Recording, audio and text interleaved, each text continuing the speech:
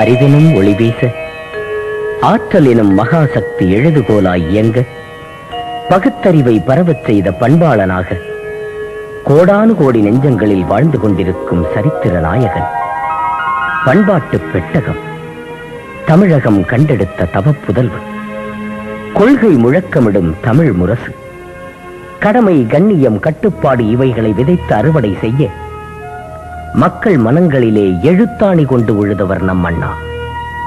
தோன்றுவது எல்லாமே மறையும் தன்மை, மறைந்த பின்னரும் வாழ்வது பெருமை. இயேசுவைப் போல பூமிக்கு வந்து, புத்தனைப் போல வாழ்ந்து காட்டி, காந்தியைப் போல புகழோடு வாழ்ந்த நம் அண்ணா தோன்றிய திருத்தலம் காஞ்சி மாநகரம். அது 1909ஆம் ஆண்டு நெசவு தொழில் செய்து வந்த ஏழ்மை குடியில் அன்னை பங்காரு அம்மாள் அவர்களுக்கும் தந்தை நடராசனார் அவர்களுக்கும் மகனாக பிறந்தார் அண்ணா. சென்னையில் உள்ள கோவிந்தப்ப நாயக்கன் பள்ளியின் ஆசிரியராக 6 மாத காலம் பணியாற்றினார் அண்ணா. நீதி கட்சியைச் சேர்ந்த திரு வாசுதேவ் அவர்கள் நடத்திய பாலபாரதி பத்திரிகையிலும், காஞ்சி மணிமொழியாரின் நவயுகம் பத்திரிகையிலும் ஆசிரியராக பொறுப்பேற்று பணியாற்றினார் அண்ணா. விடுதலை பத்திரிகையின் துணை ஆசிரியராக 60 ரூபாய் சம்பளத்திற்கு பணியாற்றினார். 1938 இந்தி எதிர்ப்பு போராட்டத்தில் அண்ணாவுக்கு 4 மாத சிறை தண்டனை. சைதாப்பேட்டை சப்ஜெயிலில் அடைக்கப்பட்டார். 1942 மார்ச் 8ஆம் தேதி காஞ்சியிலே திராவிட நாடு பத்திரிகையை தொடங்கினார். நாடகத்தின் வாயிலாக நல்ல பல கருத்துக்களை கூற முடியும், இதனால் நாடு நலம் பெறும் என அண்ணா எண்ணினார். சந்திரோதயம், சிவாஜி கண்ட இந்து ராஜ்யம் நாடகங்களை எழுதி அவரே நடித்தார். வேலைக்காரி, கத்தியத்தான் தீட்டினாய ஒழிய உன் புத்தியை தீட்டவில்லை, ஓர் இரவு திரைப்படமாகவும் இது வெளிவந்தது. 1946 புரட்சி கவிஞர் பாரதிதாசன் அவர்களுக்கு 25,000 ரூபாய் பொற்கிழி வழங்கி கௌரவித்தார் அண்ணா. 1948 மீண்டும் இந்தி எதிர்ப்பு. சென்னை மத்திய சிறையில் அண்ணாவுக்கு சிறைவாசம். 1949 தந்தை பெரியாரோடு கருத்து வேறுபாடு ஏற்பட்டு திராவிடர் கழகத்தில் இருந்து பிரிந்து ராபின்சன் பூங்காவில் கூட்டம், திமுக உதயமானது. 1950 ஆரிய மாயை என அண்ணா அவர்கள் எழுதியிருந்த புத்தகத்துக்கு தடை விதித்து சிறை தண்டனையும் விதித்தது அன்றைய அரசு.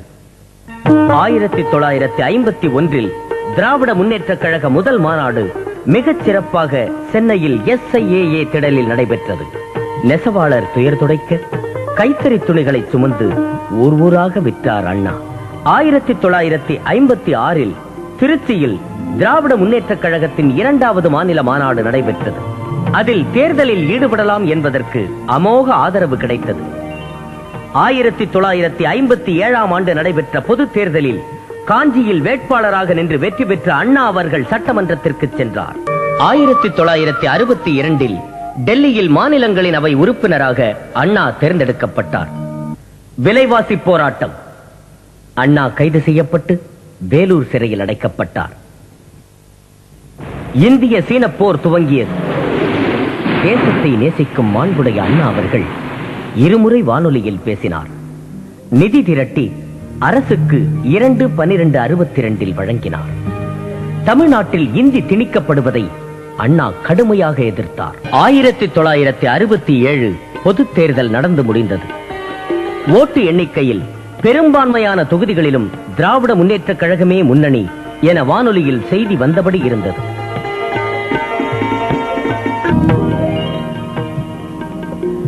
ஆயிரத்தி 1967ஆம் ஆண்டு அண்ணா முதல்வரானார். நாட்டு மக்களின் நலமே பெரிதென நாளெல்லாம் உழைத்த உத்தமனின் திருப்பாதம் பட்டதும் செயின்ட் ஜார்ஜ் கோட்டை சிலிர்த்தது. பொன்னொளி வீசி பூரித்தான் கதிரவன். திருச்சியில் இருந்த தந்தை பெரியாரை சந்தித்து எல்லா பெருமையும் தந்தை பெரியார் அவர்களுக்கே என ஆசி பெற்றார் அண்ணா. ஆட்சிக்கு வந்தபின் அனைத்து தலைவர்களையும் சந்தித்து உரையாடி அகமகிழ்ந்தார் அண்ணா. பகுத்தறிவு பகலவன் தந்தை பெரியாரின் கொள்கைக்கு செயல் வடிவம் கொடுக்கும் வகையில் சுயமரியாதை திருமணத்தை சட்டபூர்வமாக்கினார். சென்னையில் 2வது உலகத் தமிழ் மாநாட்டினை நடத்தினார். தாம் ஆட்சி பொறுப்பேற்றவுடன் தமிழுக்கு செய்யும் அரிய சேவையாக உலகத் தமிழ் மாநாட்டை உலகமே வியக்கும் வண்ணம் நடத்தி காட்டினார் அண்ணா.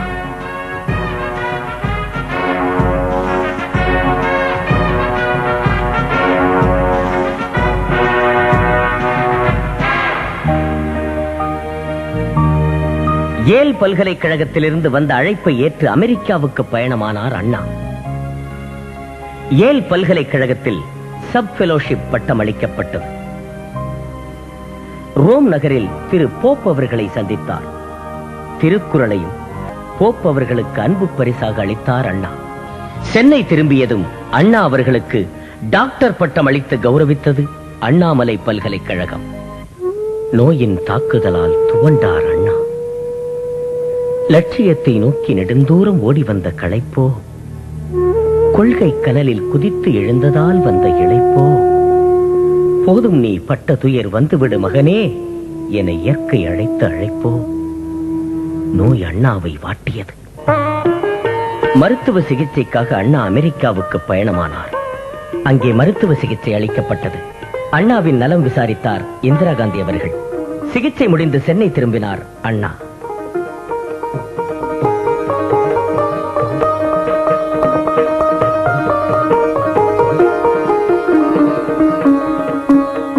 மதராஸ் ஸ்டேட்டுக்கு தமிழ்நாடு எனும் பெயர் சூட்டு விழாவை நடத்தினார். உயிரோடு கலந்துவிட்ட உணர்வு, நீண்ட நாள் லட்சிய கனவு. இது அசுர சாதனை என்பதால் அண்ணா மிகவும் உணர்ச்சி வசப்பட்டு பேசினார். தமிழ்நாடு என்ற பெயர் மாற்றம் என்பது கூட பொருத்தமற்றது. பெயர் பெற்றிருப்பது, மாற்றப்பட்ட பெயரை நாம் திரும்ப பெற்றிருக்கின்றோம். இந்த அரசு வந்த பிறகுதான் அது நடைபெற வேண்டும் என்று வரலாற்றினில் இருக்கிறது என்று நான் கருதுகின்றேன். கலையுலகில் நெடுங்காலம் தொண்டாற்றி பகுத்தறிவு பிரச்சாரம் செய்த கலைவாணருக்கு சிலை வைத்து விழா கொண்டாடினார் அண்ணா. அண்ணா அவர்கள் பங்கேற்ற நிகழ்ச்சிகளில் இதுவே கடைசி நிகழ்ச்சியாக அமைந்துவிட்டது. நோயின் உக்கிரம் அதிகமாகவே சிகிச்சைக்காக புற்றுநோய் மருத்துவமனையில் சேர்க்கப்பட்ட அண்ணா அவர்களை 1969 ஆண்டு பிப்ரவரி 2 நள்ளிரவு 12:20 மணிக்கு இயற்கை அழைத்துக் கொண்டது.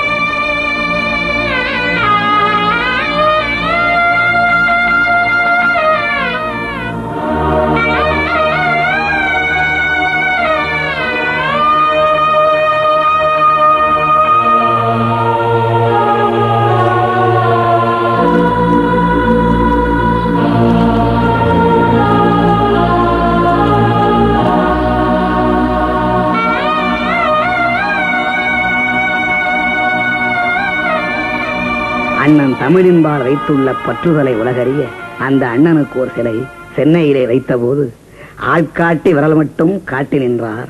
ஆணையிடுகிறார் எம் அண்ணா என்றிருந்தோம். ஐயகோ, இன்னும் ஓராண்டே வாழப்போகிறேன் என்று அவர் ஓர்விரல் காட்டியது இன்றென்றோ புரிகிறது. எம் அண்ணா, இதயம் அண்ணா, படைக்கஞ்சா தம்பி உண்டென்று பகிர்ந்தாயே, எமை விடுத்து பெரும் பயணம் ஏன் தொடர்ந்தாய்? உன் கண்ணொளியின் கதகதப்பில் வளர்ந்தோமே, எம் கண்ணெல்லாம் குளமாக ஏன் மாற்றிவிட்டாய்? நிழல் நீதான் என்று இருந்தோம், நீ கடல் நிலத்துக்குள் நிழல் தேட போய்விட்டாய். நியாயந்தானா?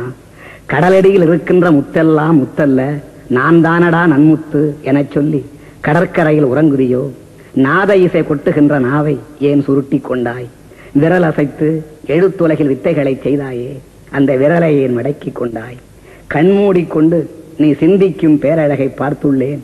இன்று மண்மூடிக்கொண்டு உன்னை பார்க்காமல் தடுப்பதென்ன கொடுமை? கொடுமைக்கு முடிவு கண்டாய், எமை கொடுமைக்கு ஆளாக்கி ஏன் சென்றாய்? சென்னையில் வங்கக் கடலோரம் அண்ணாவுக்கு நினைவு சின்னம் அமைக்க வேண்டும் என்ற அந்த இடத்தை தேர்ந்தெடுத்தவர் கலைஞர் அவர்கள். கோடிக்கணக்கான மக்களின் பார்வையிலிருந்து அண்ணா மறைந்து விட்டாலும் அத்தனை நெஞ்சங்களிலும் அண்ணா வாழ்கிறார், வாழ்கிறார்.